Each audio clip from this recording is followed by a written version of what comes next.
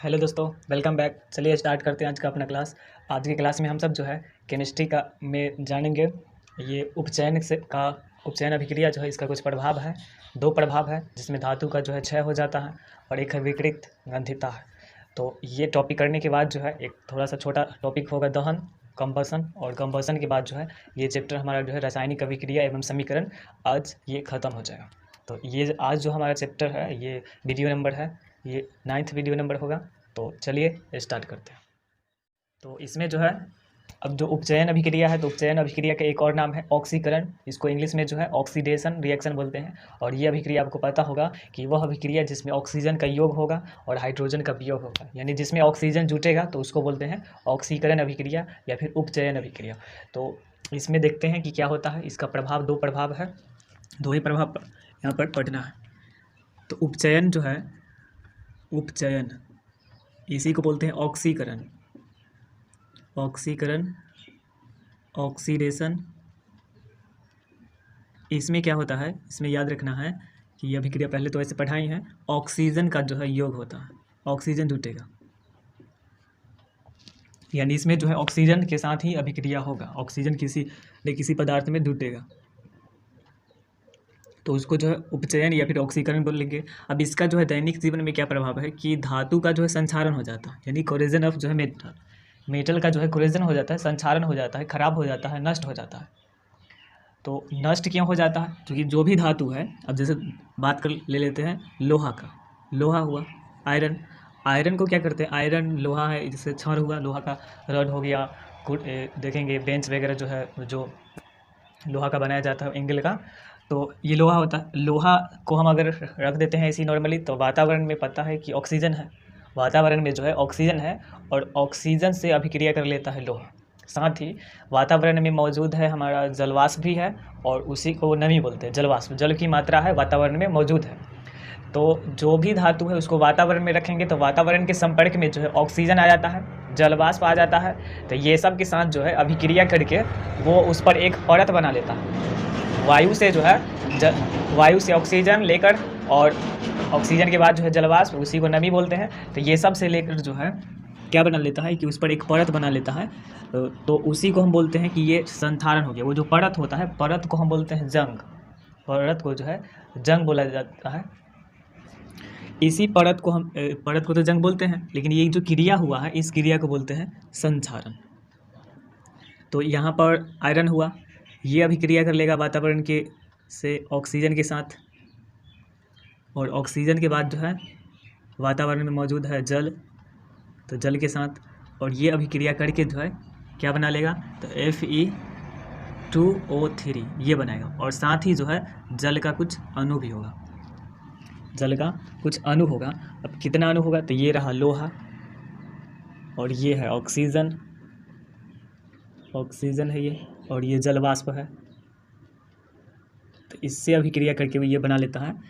उसके परत पर, मतलब लोहा की परत पर जो है वो एक जंग टाइप का, जिसको जंग बोलते हैं, तो ये परत जम जाता है। इस परत को जमने की जो क्रिया है वही कहलाता है संक्षारण। और वो जो परत होता है उसका सूत्र यही होता है Fe2O3। अब यहाँ पर जल का कितना अणु होगा वो इसको संतुलित करेंगे तो पता चल जाएगा। तो देखिए, तो आयरन कितना है, आयरन जो है 2 है और इधर जो है आयरन 1 है। ऑक्सीजन इधर 2 और 1 3 है, इधर 3 और 1 4 है। उसके बाद जो है हाइड्रोजन इधर 2 है, इधर 2 है। तो इसमें जो है आयरन असंतुलित है, ऑक्सीजन भी असंतुलित है। तो क्या किया गया है कि जल का इसमें जो अणु होता है वो इधर 2x अणु लेते हैं, जल का इधर 2x अणु लेते हैं, और इधर आयरन जो है इसको दोगुना करना पड़ेगा। आयरन इसका दोगुना हो जाएगा, हाइड्रोजन इसको 2 से गुना करेंगे, 2x से गुना करेंगे, समझिए x को बाद में रखिए, तो 2 दूना 4 हो जाएगा हाइड्रोजन। तो इधर से जो है 2 से गुना करना पड़ेगा, तो 2 दूना 4 हो जाएगा हाइड्रोजन, और आयरन हो जाएगा 2 दूना 4, तो यहाँ पर आयरन 4। ऑक्सीजन देखेंगे तो 2 ऑक्सीजन इधर और 2 इधर, तो 4। इधर ऑक्सीजन जो है 3 दूना 6 और 2 8 हो गया, और इधर ऑक्सीजन है 3 को इधर है तो 3 दूना 6 हो गया।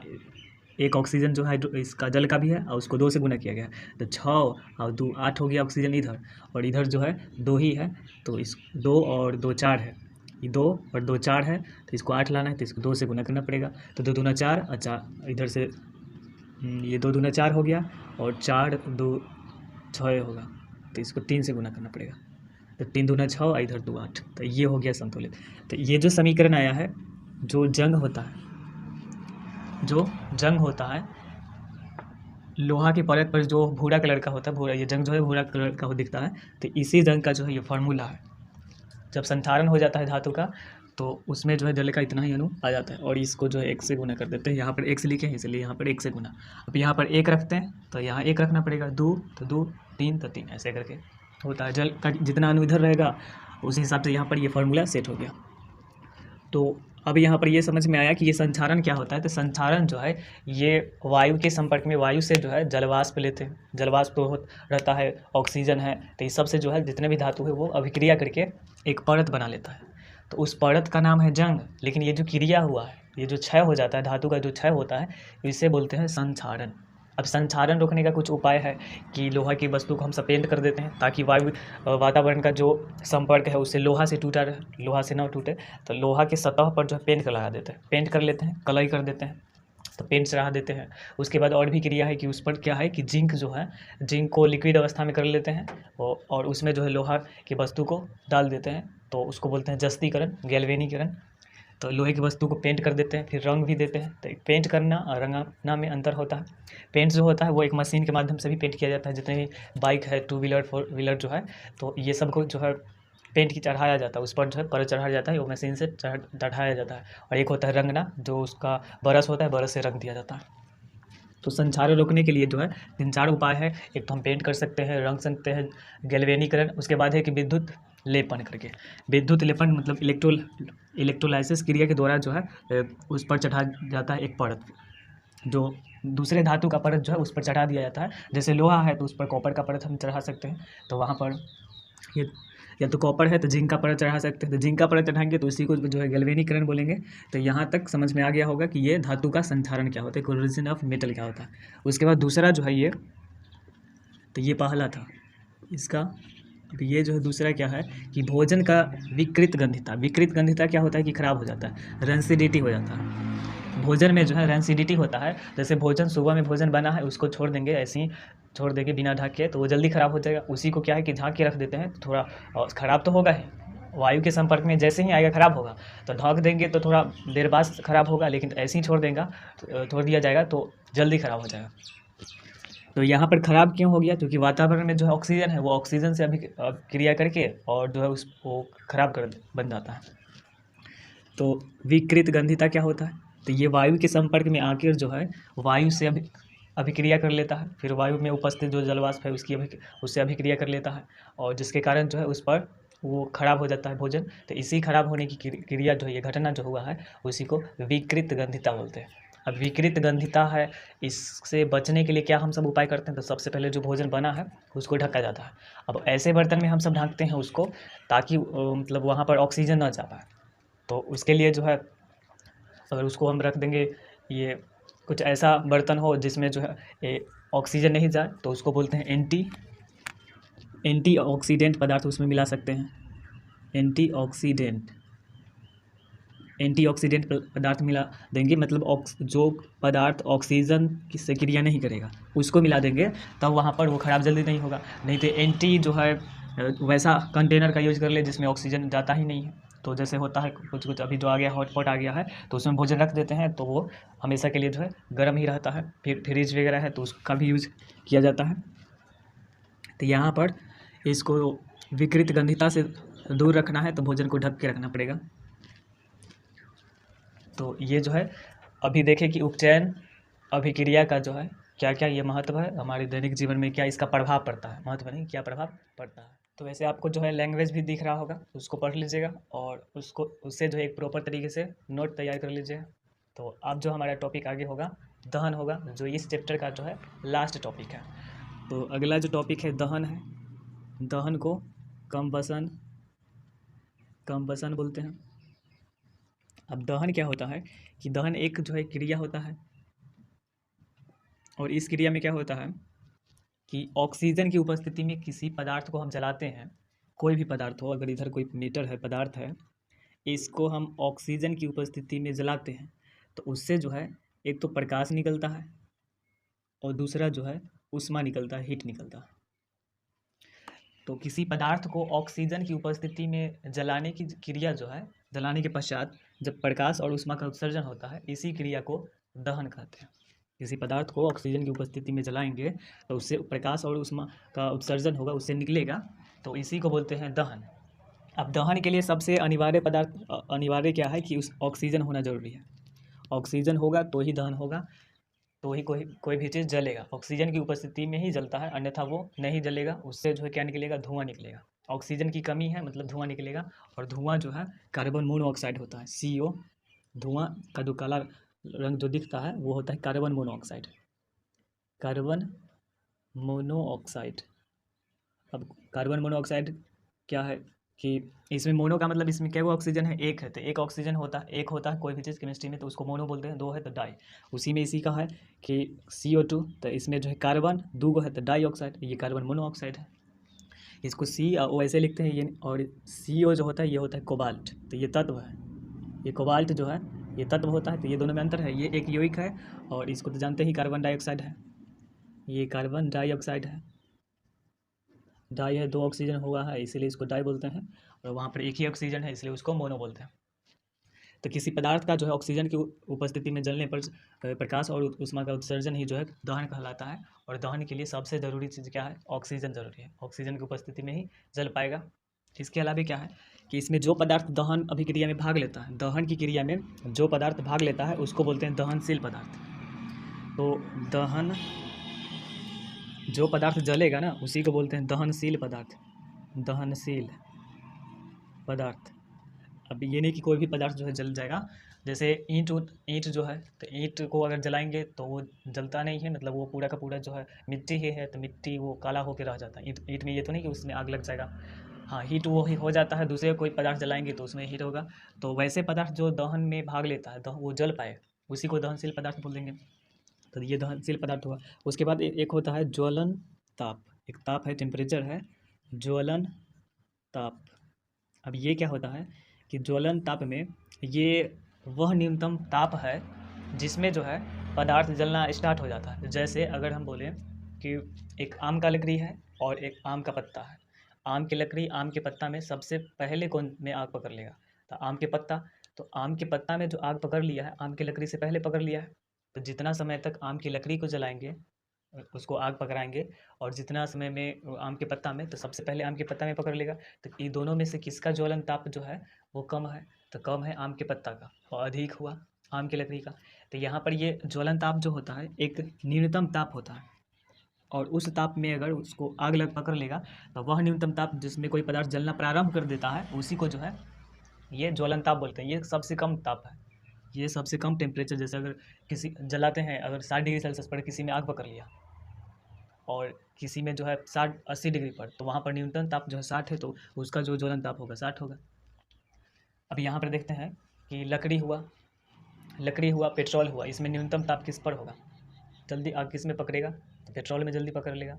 तो ये जो है एक टर्म होता है ज्वलन ताप हुआ, तो ये न्यूनतम ताप होता है, न्यूनतम ताप जे पे आग पकड़ लेगा, जलना, कोई भी पदार्थ जो है जलना प्रारंभ कर देगा, उसी को जो है ज्वलन ताप बोलते हैं। तो यहाँ पर ये समझ में आया होगा। तो ये रहा दहन। अब दहन क्रिया में जो है क्या होता है कि ऑक्सीजन की उपस्थिति होना अनिवार्य होता है। उसके बाद क्या होता है कि कुछ ऐसे पदार्थ होते हैं जो बिना ज्वाला के जलते हैं। अब ज्वाला क्या होता है कि आग की जो वो लपट निकलती है ऊपर से, जो हल्का सा जो पीला कलर दिखता है, तो उसका भी 3-4 जो है पार्ट होता है। तो वो जो पीला होता है, तो सभी पदार्थ क्या बिना ज्वाला के जलता है? कोई भी पदार्थ जो है, अधिकांश पदार्थ ऐसा है कि जो उसको जलाएंगे तो उससे प्रकाश निकलेगा, रोशनी निकलेगा, तो वो जो ज्वाला के कारण रोशनी निकला है। लेकिन कुछ ऐसे भी पदार्थ हैं जिसमें ज्वाला होता ही नहीं है, जैसे कोयला। तो कोयला को अगर जलाते हैं, कोयला जलाएंगे तो उससे क्या है कि उससे प्रकाश नहीं निकलेगा, मतलब उससे ज्वाला नहीं निकलेगा। तो पूछा जाएगा कि कौन सा पदार्थ जो है बिना ज्वाला के जलता है, तो जो कोयला है, कोयला ये बिना ज्वाला के जलता है, बिना ज्वाला के जलता है, कोयला बिना ज्वाला के जलता है। तो ऐसे ये जो है नोट्स दिख रहा होगा वो, तो उसे आप पढ़ सकते हैं। तो ये रहा। उसके बाद जो एक और टॉपिक है छोटा सा है, LPG है, लिक्विड पेट्रोलियम गैस लिक्विफाइड होता है, लिक्विडफाइड, इसको बोलते हैं द्रवीभूत पेट्रोलियम गैस बोलते हैं, लिक्विडफाइड पेट्रोलियम गैस होता है। तो ये एलपीजी में क्या होता है कि मीथेन है, ब्यूटेन है, तो ये सब उसमें पाया जाता है एलपीजी में। और सबसे अधिकांश मात्रा में जो है ये पाया जाता है ब्यूटेन, महत्वपूर्ण होता है ब्यूटेन होता है। तो ऐसे आप देख सकते हैं उसमें लिखा गया है। और यहाँ उसमें जो है उसका एक, जब उसको पहली बार जो है बनाया गया था तो उसमें कोई उसका गंध था ही नहीं, तो लीक हो जाता था, तो अचानक कहीं कहीं जो है आग पकड़ लेता था, जिसके कारण क्या किया गया है कि उसका एलपीजी गैस का जो दुर्गंध होता है, गंध होता है, इसमें क्या किया जाता है कि मिथाइल मरकैप्टन मिला दिया जाता है। एलपीजी गैस जो है एलपीजी तो लिक्विडफाइड पेट्रोलियम गैस होता है, और इसमें मिला दिया जाता है मेथिल मरकैप्टन, इसको मिला दिया जाता है। ये मिलाने के कारण जो है जो गंध उसका और जैसा निकलता है, तो उस तरीके से जो उसका गंध होता है पता चल जाता है, यही मिला दिया जाता है, जिसके कारण उसका गंध का पता चलता है। नहीं तो पहले और लीक हो जाता था, पता ही नहीं चलता था कि हाँ ये लीक हुआ है, और अचानक आग पकड़ लेता था। तो जिसके कारण एलपीजी गैस में जो है मेथिल मरकैप्टन मिला दिया जाता है, उससे जो है पता चल जाता है कि रिसाव हो रहा है गैस का। तो ये जो है समझ में आ गया होगा। और इसमें जो है मेन रूप से जो है एलपीजी गैस में से जो है मीथेन इसका प्रमुख है, मीथेन पाया जाता है, और इसे मीथेन, ब्यूटेन, पेंटेन, प्रोपेन, ये सब के बारे में अगले चैप्टर में पढ़ना है। तो यहाँ पर थोड़ा सा था ये टॉपिक। तो इस तरीके से जो है जो ये हमारा रासायनिक अभिक्रिया एवं समीकरण है, ये चैप्टर पहला था जो ख़त्म हो चुका है। इसमें हम समझाने रासायनिक अभिक्रिया क्या होता है, समीकरण क्या होता है, संतुलित रासायनिक समीकरण, असंतुलित रासायनिक समीकरण, उसके बाद जो टोटल 12 अभिक्रिया था, जिसमें से संयोजन अभिक्रिया, वियोजन अभिक्रिया, विस्थापन अभिक्रिया, द्विविस्थापन अभिक्रिया, ऑक्सीकरण अभिक्रिया, ऑक्सीकरण के बाद जो है अवकरण अभिक्रिया, ऊष्माक्षेपीय अभिक्रिया, ऊष्माशोषी अभिक्रिया, प्रकाश रासायनिक अभिक्रिया, उदासीनीकरण अभिक्रिया, उसके बाद जो है अवक्षेपण अभिक्रिया। तो ये सारा अभिक्रिया है। उसके बाद इधर ये जो आज लास्ट था, तो इसमें जाने कि उपचयन अभिक्रिया का कुछ जो है दैनिक जीवन में क्या क्या प्रभाव पड़ता है, जिसमें संचारण होता है, विकृत गंधिता जो है खाना अगर खराब हो जाता है, खाना से जो है वो दुर्गंध निकलना स्टार्ट हो जाता है, तो उसी क्रिया को जो है विकृत गंधिता बोलते हैं। फिर जाने यहाँ पर संचारण में जो है ये रिजिडिटी, ये बोलते हैं इसको लोहा से बन जाती है ये जंग। उसके बाद दहन, कंबसन, और कंबसन के बाद एलपीजी। तो इतना तक था। ये हमारा फर्स्ट चैप्टर ख़त्म हो गया है, और इसका जो ऑब्जेक्टिव है हम करा चुके हैं, तो उसका लिंक जो है डिस्क्रिप्शन में हम रख देंगे, तो आप उसको देख सकते हैं। इसका ऑब्जेक्टिव का ऑब्जेक्टिव डिस्कशन होगा। हालांकि प्लेलिस्ट विजिट कीजिएगा तो इसमें पूरा केमिस्ट्री का 10th का जो है वो बुक से जो है कराया गया है। ऑब्जेक्टिव का डिस्कशन, प्रत्येक क्वेश्चन का जो आंसर याद नहीं रखना है, बस याद जो है रखना है, कुछ अभिक्रिया को याद रखना है, प्रॉपर तरीके से नोट्स तैयार करना है, तो आपका ये क्लियर हो जाएगा। और अगर याद रख जो भी ऑब्जेक्टिव क्वेश्चन याद रखेंगे तो याद रखने से जो है आप काम नहीं चलने वाला है, समझ के याद रखना है, तो इससे आपका जो है ये क्लियर हो जाएगा। तो ये हमारा चैप्टर आज ख़त्म हो गया। अब जो है दूसरा का जो चैप्टर है अम्ल, लवण एवं क्षार है, तो वो स्टार्ट हो जाएगा। तो तब तक के लिए जय हिंद, आपका दिन शुभ हो।